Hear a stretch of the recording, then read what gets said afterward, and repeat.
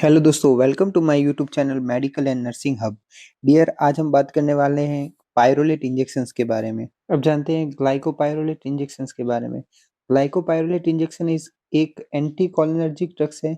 इसका उपयोग सीक्रेशन को कम करने के लिए तथा सर्जरी के दौरान यूज में आने वाली कुछ दवाई जैसे मसल रिलैक्सेंट है उसके अनवांटेड इफेक्ट को रिवर्स करने के लिए ग्लाइकोपायरोलेट इंजेक्शंस का उपयोग किया जाता है। It also help to treat peptic ulcer.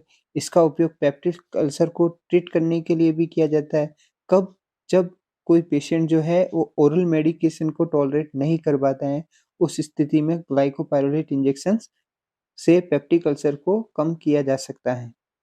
Now अब हम बात करते हैं उसके डोजेस की। ग्लाइकोपायरोलेट इंजेक्शन जो है वो 200 mcg ईच 1 ml, 1 ml में 200 mcg या 0.2 mg पर ml के अकॉर्डिंगली इसकी डोज होती है। रूट, इसको आईएम और आईवी रूट से दे सकते हैं, मींस इंट्रामस्कुलर और इंट्रावीनस दोनों रूट से दे सकते हैं। अब हम बात करते हैं ग्लाइकोपायरोलेट के स्टोरेज की। इसको 30 डिग्री सेल्सियस पर रखा जाता है या 30 डिग्री सेल्सियस के नीचे तक रखा जाता है। इट इज़ नॉट फ्रिज और नॉर रेफ्रिजरेटर स्टोर मेडिसिन। इसको फ्रिज में या रेफ्रिजरेटर में स्टोरेज नहीं किया जाता है। नेक्स्ट वन हम बात करते हैं उसके यूजेस की।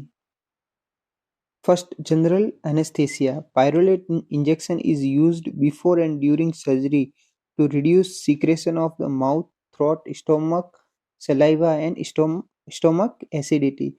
जो पायरोलेट इंजेक्शन है वो सीक्रेशन को कम करता है।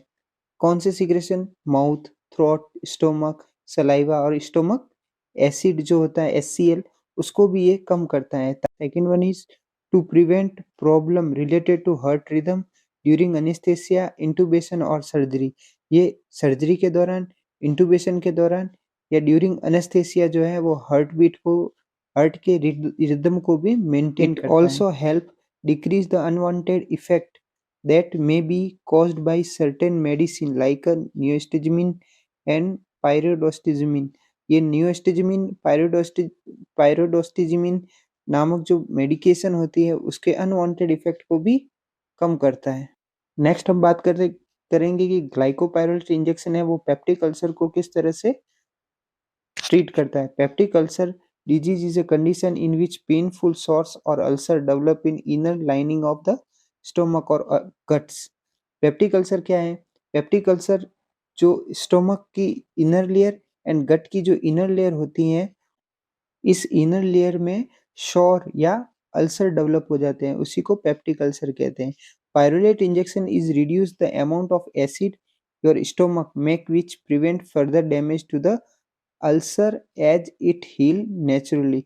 अब ग्लाइकोपायरोलेट क्या करता है? ग्लाइकोपायरोलेट जो होता है वो HCl के सीक्रेशन को कम करता है, और HCl का सीक्रेशन जब बॉडी में कम हो जाएगा या स्टोमक में कम हो जाएगा तो वहां पर पेप्टिक अल्सर या शोर होने के चांसेस बहुत ही कम हो जाते हैं। अब हम बात करते हैं इसके साइड इफेक्ट के बारे में। पायरोलेट के साइड इफेक्ट में यूरिनरी रिटेंशन, पेशाब रुक रुक के आएगा। डायलिटेशन ऑफ प्यूपिल, प्यूपिल का डायलिटेशन हो जाएगा, मतलब चौड़ी हो जाएगी। स्लो हार्ट रेट कम होगी।